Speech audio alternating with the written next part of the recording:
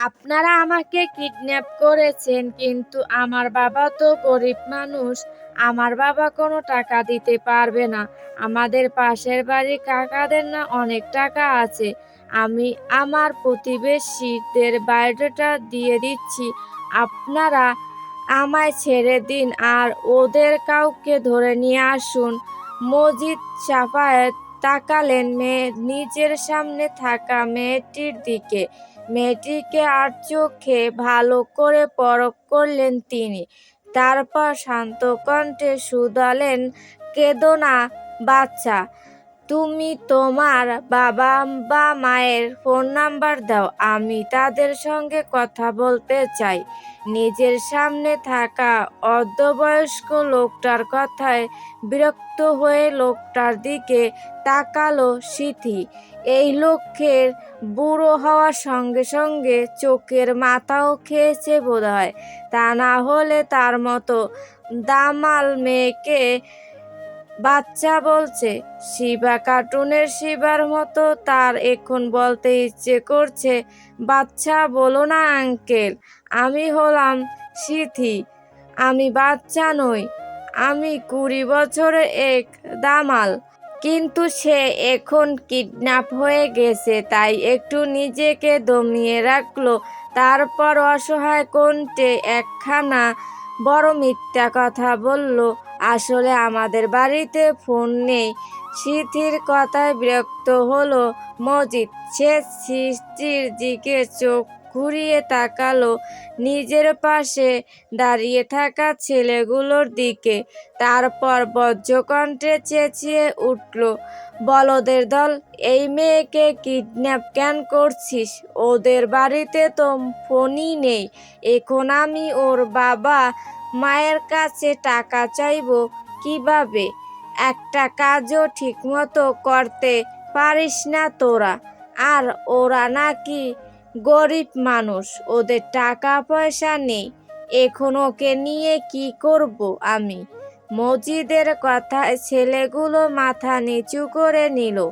তা দেখে মুখ বাঁকালো সিথি। আচ্ছা বাচ্চা, তুমি তখন কি যেন বলছিলে? কার যেন অনেক টাকা আছে? মজিদের কথায় চোখ চিকচিক করে উঠল সিথির। সে উচ্ছ্বাস কণ্ঠে বলল, আমাদের প্রতিবেশী বারেক চাচারা অনেক বড়লোক।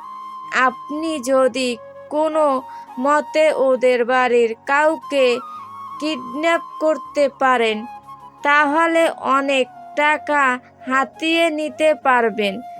আর আমি আপনাকে সব রকম সহযোগিতা করব। ওই বাড়ির সবচেয়ে আদরের মানুষকে বলতে পারবে বাচ্চা? ও বাড়ির সব বাচ্চাই খুব আদুরে, কিন্তু একটা আছে, সে একটু বেশি আদুরে। সেটা কে বাছা? ও বাড়ির মেজো ছেলে। সিথির কথায় এবার টাকার লোভে মজিদের চোখ জোড়াও কিসকিস করে উঠল। মজিদ নিজের চেয়ার থেকে উঠে দাঁড়ালো। তারপর সিথির হাত পায়ের বাঁধন ছাড়াতে বলল, তাহলে চলো বাছা, যাওয়া যাক মেজো ছেলে আনতে। বাবা গো বাবা, কি ভারী এই ছেলেটার দেহটা! মানুষের নয়, যেন একটা হাতির শরীর। কথাগুলো বলেই ঠাস করে চেয়ারে বসিয়ে দিল ছেলেটাকে নাজিম আর শামীম। তুলে আনা ছেলেটাকে এইটুকু পথ কাঁধে করে বয়ে এনে হাঁপিয়ে উঠেছে তারা। আচ্ছা বাচ্চা, আমরা ঠিক মানুষকে কিডন্যাপ করেছি তো? মানে এখনো তো এই ছেলেটার মুখ দেখা হয়নি। তুমি তো ছেলেটার পেছন দিক থেকেই বলে দিলে এটা তোমাদের পাশের বাড়ির মেজো ছেলে। আরে চাচা, চিন্তা করবেন না, আমি প্রতিদিন এর পাশা দেখে দেখে দিন শুরু করি। তাই আমি 100% নিশ্চিত যে এটা পাশের বাড়ির মেজো ছেলে। সিথির এহেন কথায় মজিদ অবাক কণ্ঠে বলে উঠল, পাছা দেখে সকাল শুরু করো মানে কি বাছা? মজিদের কথায় খানিকটা থমথম খেয়ে উঠল সিথি, কিন্তু পর মুহূর্তে নিজেকে সামনে নিল। আসলে হয়েছে কি চাচা, আমি প্রতিদিন সকালে হাঁটতে বের হই, আর উনিও আমার সঙ্গে সঙ্গে বাড়ি থেকে বের হন। উনি যেহেতু আমার সামনে থাকেন তাই আর কি। প্রতিদিন সকালে ওনার ব্যাক সাইড দেখেই শুরু হয়। ও, এখন বুঝতে পারলাম আসল কাহিনী। বাচ্চা তুমি বসো। কথাটা বলে সিটির দিকে চেয়ার এগিয়ে দিলেন মজিদ। না না চাচা, আমি এখন আর বসবো না, আপনি আমায় বাড়ি যেতে দিন। আমার যা কাজ ছিল তা তো করেই দিয়েছি। হ্যাঁ, তোমায় আমরা বাড়ি দিয়ে আসবো বাচ্চা। আগে এই ছেলেটাকে একটু শক্ত করে বাঁধবো, তারপর তোমায় বাড়ি দিয়ে আসবো। মজিদের কথায় একটা শুকনো ঢোক গিলে ফেলল স্মৃতি। তারপর মাথা নেড়ে আচ্ছা বোঝালো। এই নাজিম, ছেলেটার মুখ খুলে দেখতো। আচ্ছা চাচা। নাজিম এগিয়ে গিয়ে ছেলেটার মুখ খুলে দিল। ব্যাস, অমনি সবার মুখের রং পাল্টে গেল। তারা ছেলেটার মুখ দেখেনি, পেছন থেকে মুখে রুমাল চেপে অজ্ঞান করেছিল।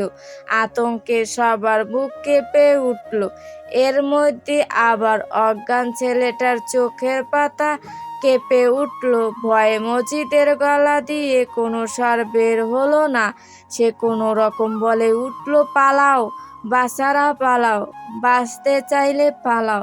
স্মৃতির বুক কাঁপছে, ভয়ে গলা শুকিয়ে কাঠ হয়ে গেছে। অতিরিক্ত ভয়ে বেচারা মজিদের লুঙ্গি টেনে ধরে বলল, চাচা আমাকে আপনাদের সঙ্গে নিয়ে চলুন। মজিদ সামনে তাকালো।